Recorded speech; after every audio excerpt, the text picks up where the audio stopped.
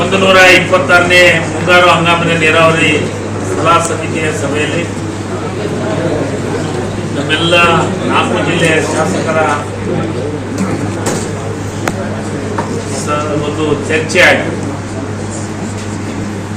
ಕೃಷಿ ಇಲಾಖೆ ಅಧಿಕಾರಿಗಳು, ರೈತ ಮುಖಂಡರು, ಎಲ್ಲ ಶಾಸಕರು ಎಲ್ಲರ ಜೊತೆಗೆ ಚರ್ಚೆ ಮಾಡಿ ಒಂದು ನಿರ್ಧಾರಕ್ಕೆ ಬಂದಿದ್ವಿ. ಇವತ್ತಿನಿಂದನೇ ನೀರನ್ನು ಬಿಡುವಂತ ಕೆಲಸವನ್ನ ಮಾಡ್ತೀವಿ. ತುಂಗಭದ್ರಾ ಎಡದಂಡೆ ಕಾಲುವೆ ಇವತ್ತಿಂದ ಸ್ಟಾರ್ಟ್, 11ನೇ ತಾರೀಕಿಂದ ನವೆಂಬರ್ 11ನೇ ತಿಂಗಳ, ಅಂದ್ರೆ 4100 ಕ್ಯೂಸೆಕ್ಸ್ನಂತೆ 90 ದಿನಗಳವರೆಗೆ ನೀರನ್ನು ಕೊಡುವಂತ ಕೆಲಸವನ್ನ ಮಾಡ್ತೀವಿ. ತುಂಗಭದ್ರಾ ಬಲದಂಡೆ ಅಲ್ಲೇ 1700 ಕ್ಯೂಸೆಕ್ಸ್ನಂತೆ 90 ದಿವಸ ಕೊಡುವಂಥದ್ದು.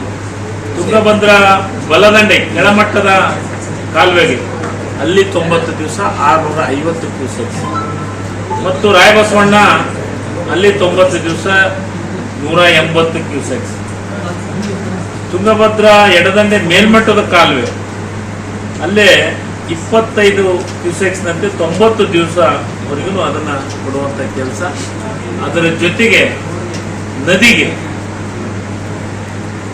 11ನೇ ತಾರೀಕಿಂದ, ನಾಳಿಂದ, ಇವತ್ತಿಂದ ಸ್ಟಾರ್ಟ್ ಅಂದ್ರೆ ನಾಳೆ ದಿವಸದಲ್ಲಿ ಇಟ್ಕೊಂಡು 500 ಅಂತೆ ಕೆರೆ ಮುಖಾಂತರ, ಯಾವುದೋ ನಮ್ಮ ಗುಡ್ಲಕ್ಕೆ ಆ ಕೆರೆ ಮುಖಾಂತರ ನದಿಗೆ ಕನಿಷ್ಠ 500. ಅದು ಆದ್ಮೇಲೆ ನಮಗೆ ನಿಜವಾಗ್ಲೂ ವಾಸ್ತವ ಸತ್ಯ 98 ಕ್ಯೂಸೆಕ್ಸ್. ಈ ಸದ್ಯ ನಮ್ಮ ಹತ್ರ ಇರೋದು 82 TMC. ನಾವು ಮುಂದಿನ ಬೋರ್ಡ್ನಲ್ಲಿ ನಿರ್ಧಾರ ಆಗುತ್ತೆ, CWS ಬೋರ್ಡ್ನಲ್ಲಿ ನಿರ್ಧಾರ ಆಗಿದ್ದು ನಮ್ಮ ಡ್ಯಾಮಿಗೆ 98 ಕ್ಯೂಸೆಕ್ಸ್ ಬರ್ತಂತ ಅವರು ಎಕ್ಸ್ಪೆಕ್ಟ್ ಮಾಡಿದ್ದಾರೆ. TMC 98 TMC. ಅದರ ಲೆಕ್ಕದ ಪ್ರಕಾರ ನಾವು ಇದನ್ನ ಹಂಚಿಕೆಯನ್ನು ಮಾಡಿದ್ದೀವಿ. ಇದು ಅದರ ಜೊತೆಗೆ ಇನ್ನೂ ನಮಗ ಕೆಲವೊಂದಿಷ್ಟು ಕೆನಾಲ್ಗಳಿಗೆ ನೀರು ಶಾರ್ಟೇಜ್ ಆಗುತ್ತೆ. HLC ಇರ್ಬೋದು, LLC ಇರ್ಬೋದು, ಮತ್ತು ಲೆಫ್ಟ್ ಬ್ಯಾಂಕ್ ಇರ್ಬೋದು. ಅದಕ್ಕೆ ಮುಂದಿನ ತಿಂಗಳ ಸೇಮ್ 11,